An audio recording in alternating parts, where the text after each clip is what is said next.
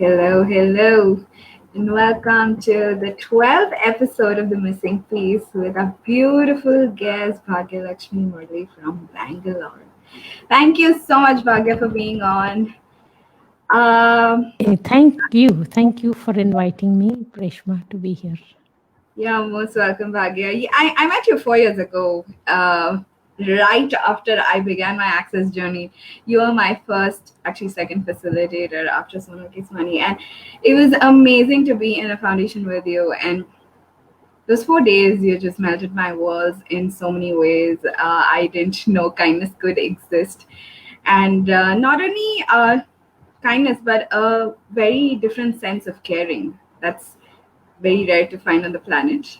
I won't say rare anymore because after you, I did get to experience more caring from a lot of people along with myself. Um, so, what has your journey been like, Bhagya? For you've been in Access for 8 years. That's a long time. And we've had a lot of conversations over the last 4 years, and I know that you've always been this even before Access. Gratitude has been a way of your living all your life. And so what shifted though after Access, after getting into Access and being a part of, making this lifestyle yours? I don't even like calling it a modality because it's really a lifestyle. Uh, yeah. So it has been an incredible life journey for me, Reshma. Yeah. What Access did was it made it more fun for me. Right. It's like the fun element was there, which you could communicate and share it with people in a way that is very simple. And no form, no structure, no you should and you should not. I think I like that best about Access. Yeah. In the absence of form and structure, the expanse that is available to you, not just to be, but to empower others to be also, Yeah. is probably one of the things that keep me there. Right. So one of the things that I love about Access is the things that I actually believed were important in my life. The matching energies were there. Like just for me, just for fun, never tell anyone. Yeah. Not many people know about me and my life. But, whatever is important and that can contribute to others, that is there. It's there every single morning of every single day. So Yeah. there are so many tools. The toolkit that Access provides people with is very empowering. When Yeah. you say empowering people to know that they know, the fact that you're telling them I think that's very nice. And that's Yeah. what I like best.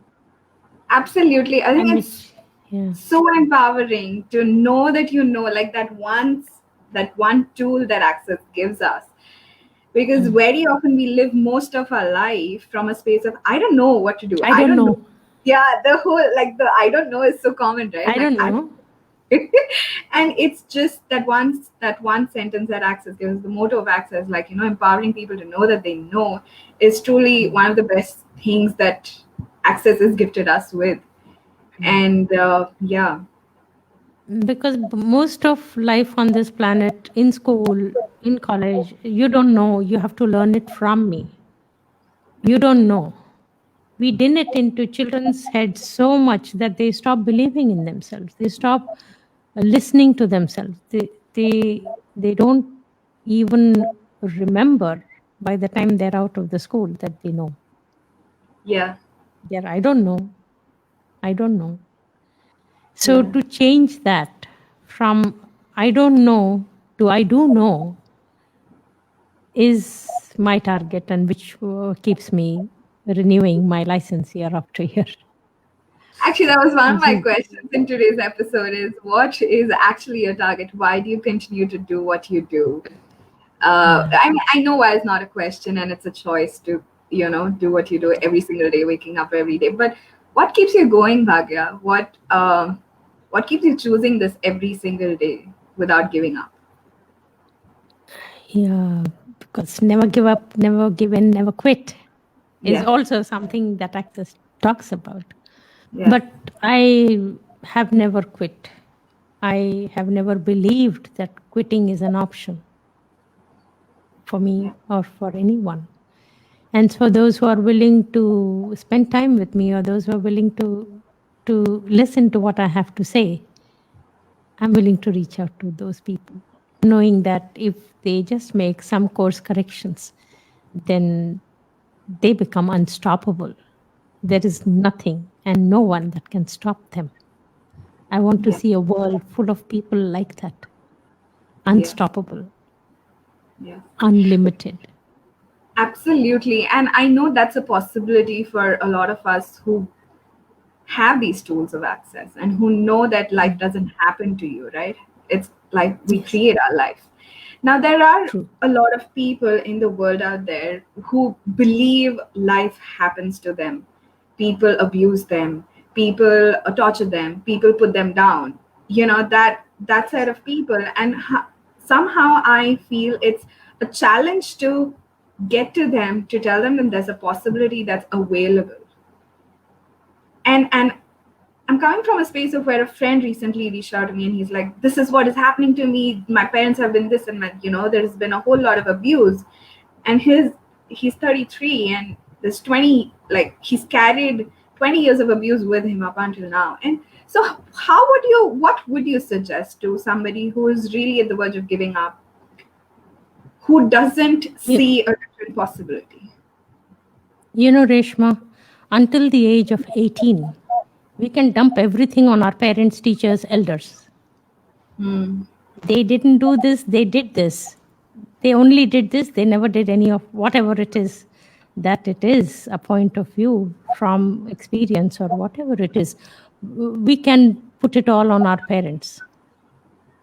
But when you turn 18 and you get a license to drive, you get a license to vote for somebody who'll run the country for you, something that big, a Yeah. choice, a decision you can make, then I think it is there that you make a course correction and take responsibility for how you would like to be in your life, how you would like to choose life, or how you would like to do things. Yes. And it's not going into the wrongness of the elders who have been taught this, and so they will pass on what they have learned, so without putting blame or responsibility on anyone. That is the missing piece. Right. The missing piece is the foundation you build for that that multi-storied building called your life. So based on what you have had in the past, and with no honoring of self and no trust in self and no gratitude for self and absolutely no allowance, and the structure is like full of walls and thick walls. Yeah. If that is the basis, that is the foundation, then you're not going to be able to build many stories, many for this mega structure that you want to call your life. So that the foundation that is missing doesn't allow you to build anything. You can't without a foundation. And that foundation is your relationship with yourself and how you would like it to be and what you would like to do and what you would like to create without making anybody wrong. Like I wanted to be a journalist. Writing was something I always loved. But when I asked my father if I could do journalism, he said, no, I won't let you because I want you to be safe. I don't want you to go and interview sleazy people. And in those days, you didn't tell that not all about journalism is interviewing others. So I made a course correction. I chose literature. which give me a greater bandwidth to write, to get a level of maybe mastery over a language. Yes. So I won't make him wrong for it. My life has been richer because of it. Because of that, I could go become a lecturer in English and connect with many, many young people. Yeah. I think it all goes back to what you said, Bhagya, the foundation, right? If you Yes. chose to look at him not allowing you into journalism as a gift because you got to do literature and that gave you more bandwidth and also access to, I think you were in the field of education where you had kids to deal with, and there was so much more you could contribute to those little lives who could create greater, in their lives. Absolutely. Yeah, Yes. and you see that as a gift, and it all goes down to the foundation. There's the 5 elements of intimacy that we spoke: the honor, trust, vulnerability, gratitude, and allowance, that actually leads us to creating any kind of relationship with somebody else. Because when you don't choose to look at something as wrong, as bad, you see something in it that turns out to be a gift. It is how you perceive things that matters. The point of view that you have is creating your reality moment by moment. But if you don't look at it as important, that your point of view is creating your reality, then it'll keep creating the same kind of reality. Yeah. Some way the change has to be an internal one before you can see it in the external reality. Yeah. Like someone called me once and said, I think I will divorce my husband. And I become very quiet when people are talking because I get to listen to what they're saying and what they're not saying. Yeah. So Gary is twice divorced. Dane is not married. Brendan and Simone have separated. And I think I will also do that. I said, You've heard of Chutisa and Stephen Bowman? Have you heard of them? Yeah. In our country, have you heard of R.D. Singh and Kiran Singh? Yeah. Nobody knows about BhagyaLakshmi Murali and Murali because Murali is not a part of any of this. Yes. Okay, but I have had 35 years of an incredible life. Yes. So it depends on what you are choosing to look at. And the fear that is so predominant in the current reality. I've seen my friends go through this, so I don't want this. I don't want this. I don't want that, So they go by the experience of someone else. And then by very virtue of making that significant, they find themselves creating something similar, if not that bad, or if not, you understand what I'm saying? So the willingness to see your life as your canvas on which you get to throw the paints, you get to create your reality, you get to make it as big, as colorful, as magnificent, as expansive as you would like it to be. That's your choice. But if your mind is filled with fear about what someone else went through, and you make that fear your own, the fear is the seed you're sowing, and you get a tree. Yeah. But Bhagya, it's so difficult. I mean, this is also coming out of experience, right? And I know our point of view creates our reality and not the other way around. It's not our experiences that create our reality. I do know that. However, I do see myself at times creating exactly the things that I fear, right? Like those things that you said. So now, say for example, if I'm not in the loop, just using that as a hypothetical situation, say for example, you are in a loop of creating abusive relationship with your friends, with your parents, with your siblings, with your partner or husband or whoever. If that is a constant loop, how does one get out of that life? After even somebody who's say 50 or somebody who's 45, like they feel like their whole life is almost over at 50 also, right? So how, like, what is the way to get beyond that, beyond the fear, beyond these experiences? So even in the Bible, it is said, for that which he feared most has befallen him. Right, Reshma? Yes.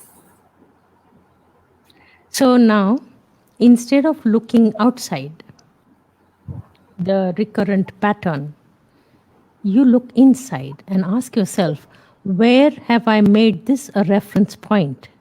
What is my objective for doing that?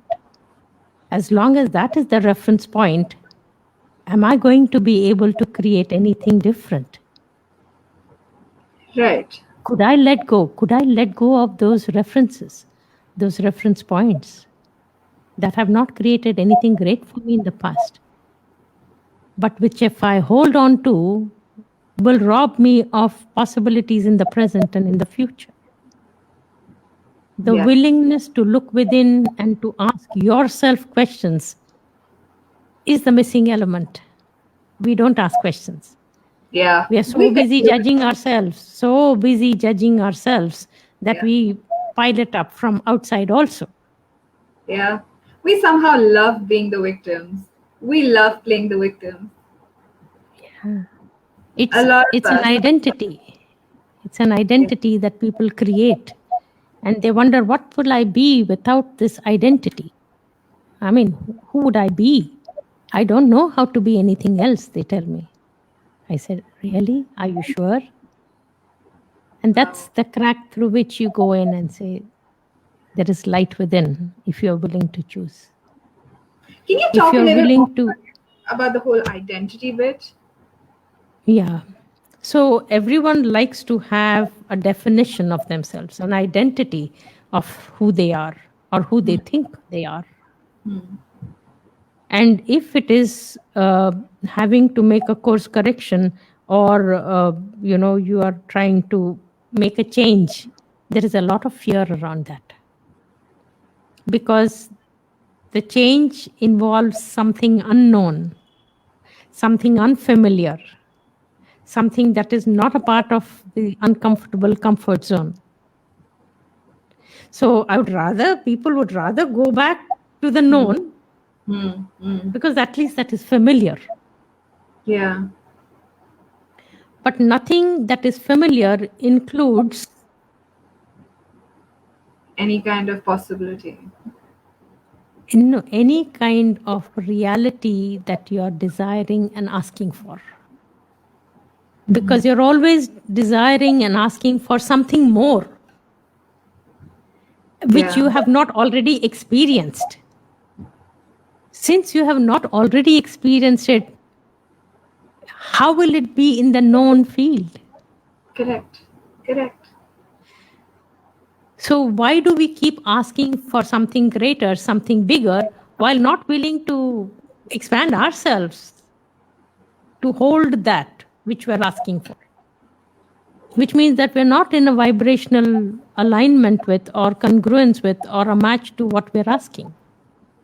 That again is a missing element. So when we realize that that is the missing element and we are willing to get out of our own way, we're willing to change tracks, we're willing to switch lanes, we're willing to create a life from a bigger space. In order to create that bigger space, we have to be equally expansive as well. So people tell me, no, Bhagya, but I expand myself every morning. I said, that's incredibly wonderful. And the moment you go into judgment, you shrink.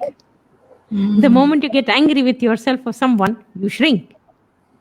The moment you begin to doubt yourself, you shrink. The moment you get confused, you shrink. Back to finite beingness, from which space you cannot create an infinite new reality. Yeah. So doing something, I can't say I got up and I breathed for like 1 hour. So I don't need to breathe for the rest of my day. Yes. That would not be a good choice at all. So like that, moment by moment. This again is a missing piece, Reshma. Living life in the present moment, as if it were a present, as if you are that present. And the willingness to live that one moment of time so fully, so totally present, that it creates something greater in the next moment of now. So that is a simple easy tool to be in the present, to be present, to be the present, to be the gift, to be the contribution. In that one moment, you can be it. And that creates a bigger next moment. So beautifully put, Bhagya. Thank you so much. Like I I mean, I can go on listening to you forever. Like the space that you were, that when we expand and when we most often than not we use confusion as a way of living. Yes. I don't So it understand. creates more confusion. Yeah, I don't get this. You I don't understand this person. I don't know why he's doing this to me. I don't know why she's talking to me like that.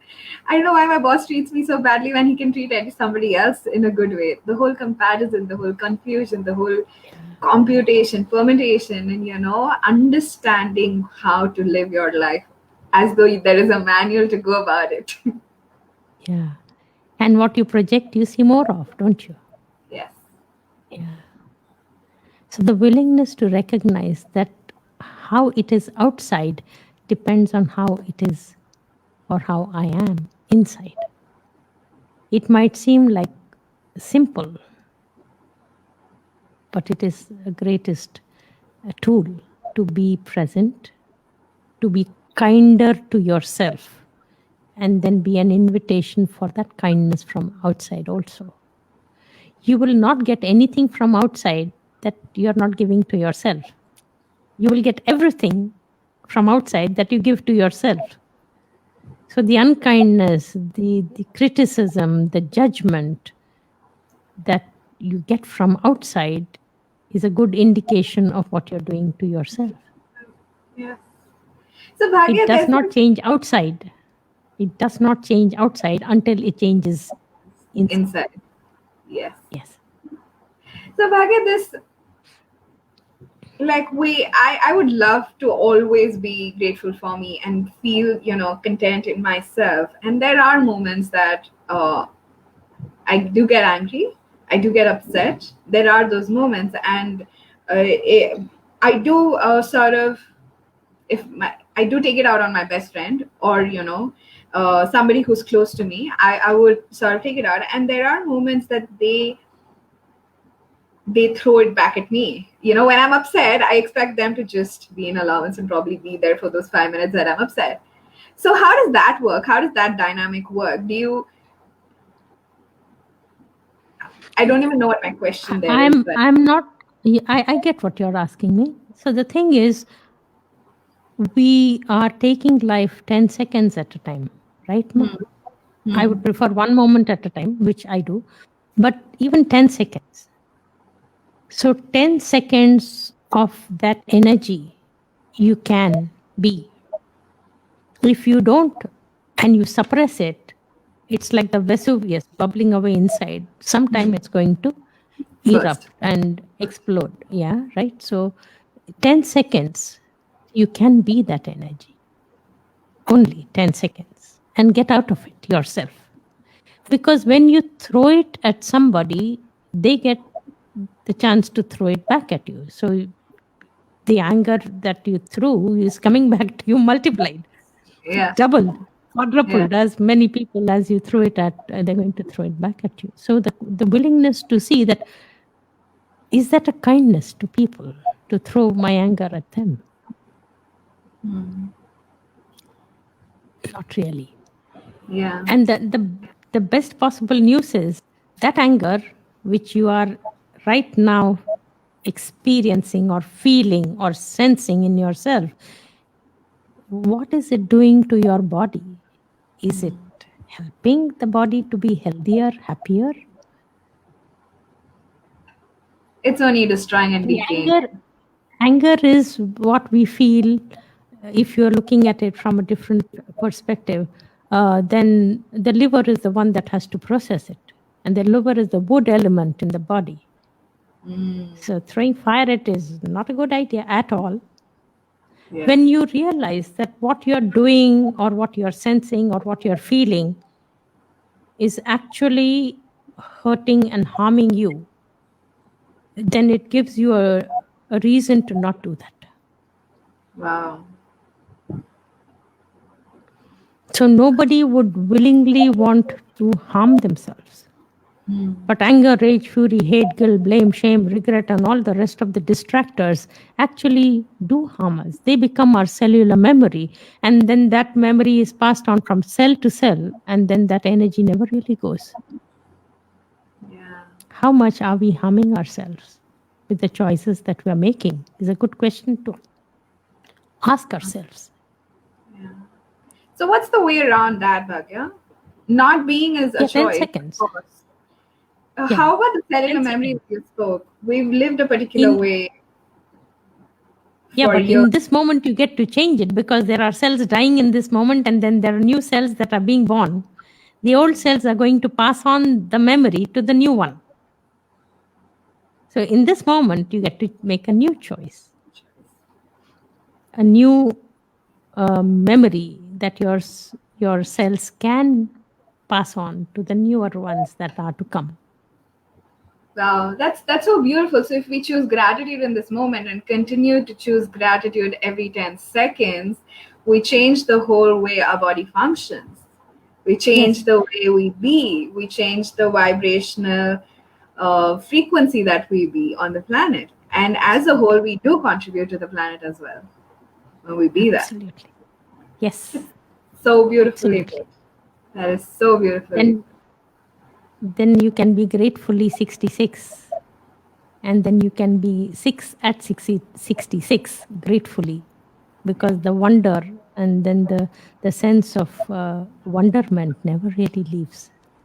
Because every moment you get to realize you can be more grateful.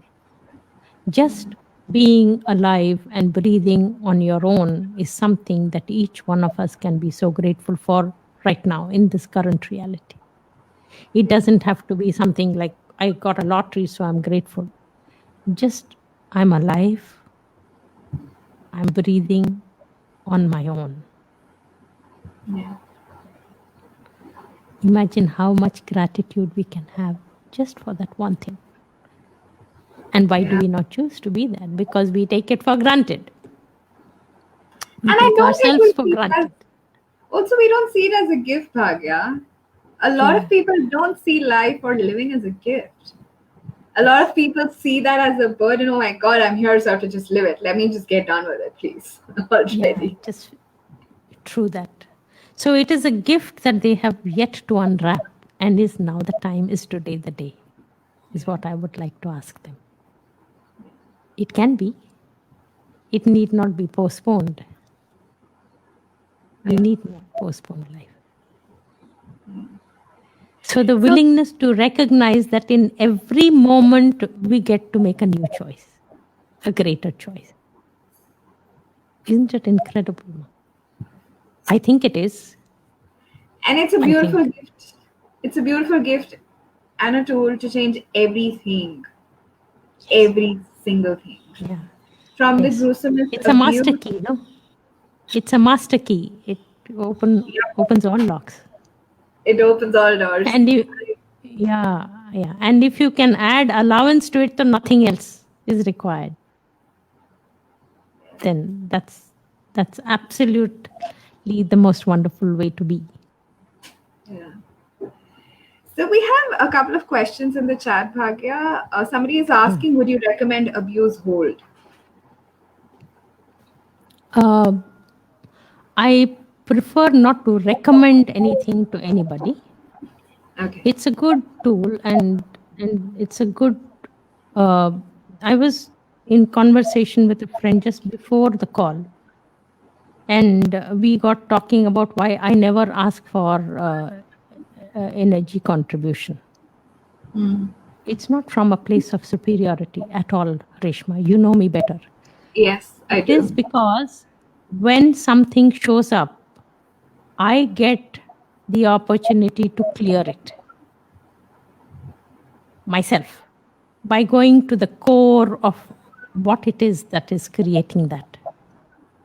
But when people ask for energy contributions, and everyone gives, so it's a band-aid. For the time being, everything is taken care of. But it has actually, the core is still there, the root is still there. And it just grows back some other way. So, yes, abuse hold is a wonderful thing to get done from someone and to listen to also. But if you can go to the point of creation of that, you will find that somewhere it includes you.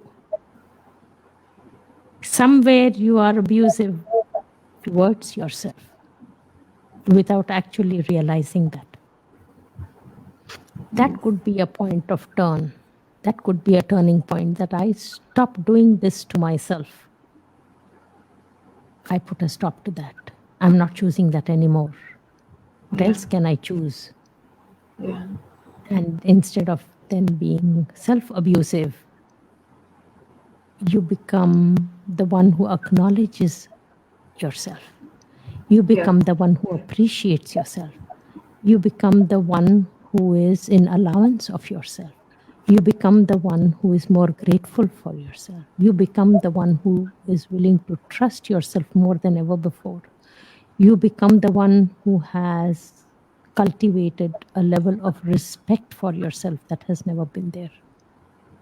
That also can be a change to I greater think possibilities. absolutely. It's so funny. We are trying weaseling out our way through not doing this for ourselves. We're finding shortcuts. Okay, if I do Yes. this, change. If I do this, will it change? Can I please have another way of doing it? If what if I don't have to do, be the 5 elements of intimacy, but can I just try something else? But the shortcut actually is being all of it. Then everything will change. You won't have to do or be anything else. Yeah, and it will change for good. Yes.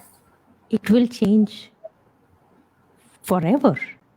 Yeah. You know, Reshma, I know we're running out of time, but I will just tell you this. Yeah. None of what I own am I going to take with me when I go, whenever that is. Right? What I'm going to be taking is the unresolved trauma, the memories, the cellular memories, those references, those things which I have made significant enough to hold on to. That is what we take forward with us. Now, if that is what we are going to take forward with us into our next lives, does it not make sense to clear all the crap here and now? Absolutely. There is an important and a very, very incredible byproduct to doing this now. Because when I clear it in the now, I get more of everything that I desire, whether it is money, whether it is happiness, relationships, everything, because I've cleared all the muck. Yeah. I've cleared all the garbage. I have opened space for something greater. So for that work which we do in the now, we create a more expansive space for the reality in the future. That is one of the missing elements. Creating space in the now for a future that you dream of and desire. Yes. Thank you so much for inviting me to be with You're you. most welcome. We're not done. We will go on for a couple of minutes because we have one more question. Please So ask. there's a question. It says it also occurs to me. Vivian asks. It also occurs to me that if we also feel angry, ask if it's ours and not picking up from somebody else. Absolutely. Absolutely. Because when you are living from oneness, you sense everything. You sense energies that are not yours. So that again was something I was sharing with someone. The first single most important thing is to check if it is really yours. Who does it belong to has never been this important a question to ask as in these times. Because the predominant energies are fear, anger, rage, fury, helplessness, despair, and sadness, and all of this. So naturally, when you choose to live from a space of oneness, you will be aware of everything. Who said consciousness was comfortable? Sometimes it can be very uncomfortable. Yes. But the willingness to know, like Vivek always says, awareness does not mean that you have to take it on and make it yours. Awareness is just information. So truth, who does this belong to? Truth, is this really mine? Are good questions to ask for everything. Then you realize 99.9% of the things were not yours. So you cleared them. Yes. And that 0.1% which is yours, you can destroy and uncreate. Really. You're And back to being in that space. Yeah, and there's that. Vivian, that was a good contribution, Vivian. Vivian, right? Yes. Who Vivian. said that? Yeah. Can you hear me, Bhagya? Am I getting stuck? Yes. Okay. I can hear you. I can hear you. Okay, so there's that tool that I've heard from you and Vivek, is that every time any thought, feeling, emotion pops up, you first thank your body, say thank you body for the awareness. And I That's still use Vivek's. it. Yes. Yes, I Yes. still use it because it gives me so much more expansiveness the moment I acknowledge it. Thank you body for the awareness. Now, is this even mine? If not, return it back to the sender with consciousness attached. Yes. And just using that tool once creates that space of, oh cool, it's not mine, okay, it's out of here now, and I don't need to heal it because it's not mine in the first place. It gives me a lot of expansiveness and a lot of freedom to then go on. And also it opens the space for more awareness to show up, because awareness is always there. It's that feather touch, it's that still small voice that doesn't yell at you. But when you're open to receiving awareness, then you will receive more awareness, because you're open to receiving that. Yeah. You open yourself for more awareness. Yeah. Life is an incredible gift, Reshma. It truly is. Yeah, yes. And some have not unwrapped it yet, but when you do, you realize what a blessing it can be. It is.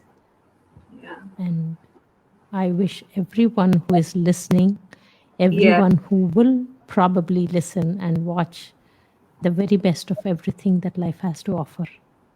Yes. And may it come to all of you even before you ask for it. Absolutely. And exponentialized versions of everything that you ask for as well. So thank you, Bhagya, for this beautiful conversation. Before we started the conversation, you said, Reshma, the missing piece is different for everybody. And you have pretty much addressed a lot of missing elements in this episode. And I am so grateful you've gone to various places and all the information that you shared with us. Truly, truly grateful, Bhagya, that you are a huge part of my life, even though we don't talk very often, but I am truly grateful for you. And thank you, guys. And it's always there. Thank you. We're always connected. Doesn't mean we talk every day. Whenever we do, we pick up where we leave off. Absolutely. Absolutely. Thank you guys for joining, and we'll see you next Tuesday with another beautiful guest, and have a beautiful week ahead. Bye-bye. Thank you all too. Yes. Thank you, Reshma.